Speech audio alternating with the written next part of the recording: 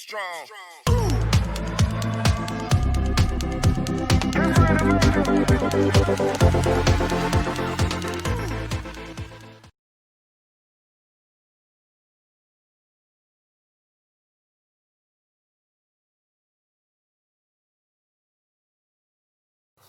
Assalamualaikum warahmatullahi wabarakatuh. Nama saya Muhammad Imam Nur Fadilah dari kelas 10 MIPA 4 SMAN Negeri 3 Cimahi. Asal sekolah saya SMPN Negeri 10 Cimahi. Di sini saya akan sedikit menceritakan tentang sejarah Majapahit. Majapahit sendiri sudah banyak dikenal oleh masyarakat Indonesia dikarenakan setiap membuka buku sejarah pasti selalu ada kerajaan ini. Kenapa? Karena kerajaan ini memiliki luas kerajaan yang hampir mencakup seluruh Nusantara. Mulai dari daratan sampai lautan pun militernya sangat kuat. Majapahit berdiri sekitar 1239 Masehi hingga 1500 Masehi. Dibangun oleh Raden Wijaya dan sekaligus menjadi raja pertama di Majapahit. Wilayahnya atau daerah pusatnya adalah Tarik Sidoarjo, Jawa Timur. Itu adalah pusat dari kerajaan Majapahit sendiri. Kerajaan Majapahit memiliki sistem militer dan perekonomian yang sangat baik.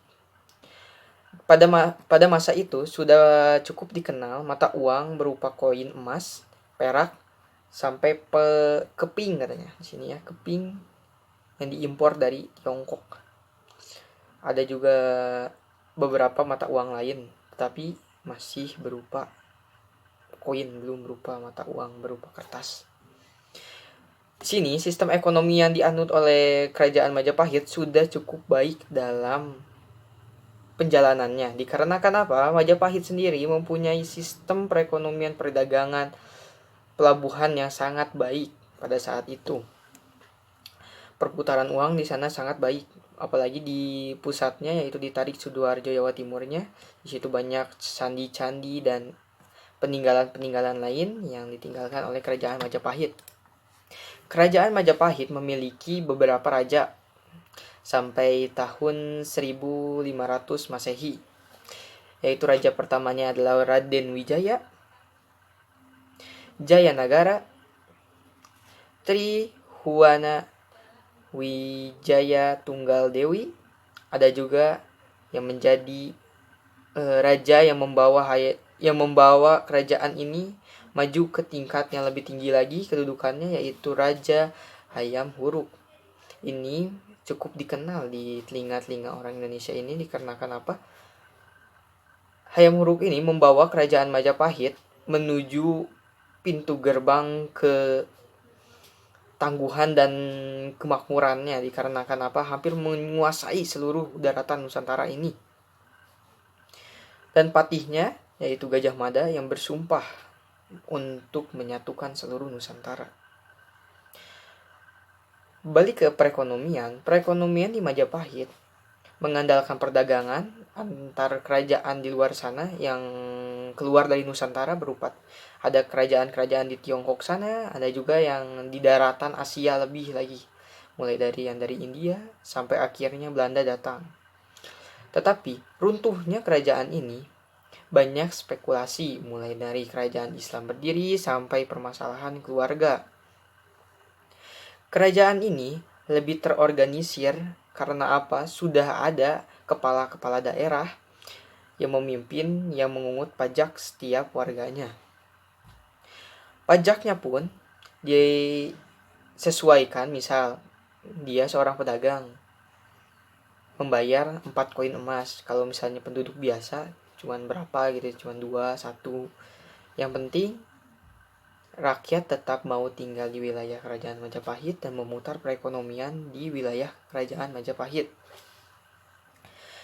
Kerajaan Majapahit sampai akhirnya runtuh, yaitu sekitar tahun 1500 Masehi, dikarenakan permasalahan keluarga yang memperebutkan kekuasaannya, mulai dari harta, mulai dari jabatan yang ada di dalam kerajaan tersebut, sampai dengan wilayah yang mau dibangun kerajaan baru.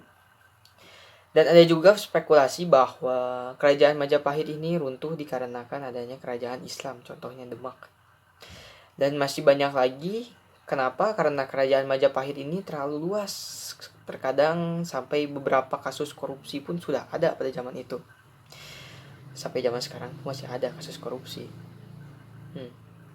Oke, kalau berbicara tentang Majapahit, Majapahit ini adalah kerajaan yang sangat-sangat luas, hampir menjamah ke bagian Filipina, beberapa pulau di Filipina, dan beberapa wilayah di daratan Malaysia. Singapura pun tidak luput dari wilayahnya. Kekuatan militer di lautnya pun sangatlah baik. Senjata yang sering digunakan adalah keris. Pada kesimpulannya, kerajaan ini adalah kerajaan besar yang hampir menyatukan seluruh Nusantara pada raja keempatnya, yaitu Hayam Wuruk dan patinya Gajah Mada.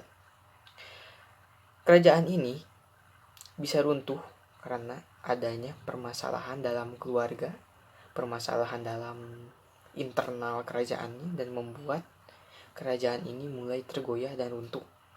Itu membuktikan bahwa kalau suatu negara atau suatu organisasi dihancurkan dari dalam, dari anggotanya sendiri, itu bisa menghancurkan lebih cepat dari jika suatu kerajaan itu diserang oleh kerajaan lain.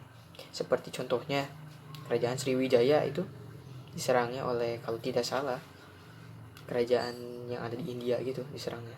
Tapi kalau kerajaan Majapahit ini cenderung karena ada permasalahan keluarga ya tambah peperangan yang terus berlanjut. Itu saja yang bisa saya sampaikan. Wassalamualaikum warahmatullahi wabarakatuh.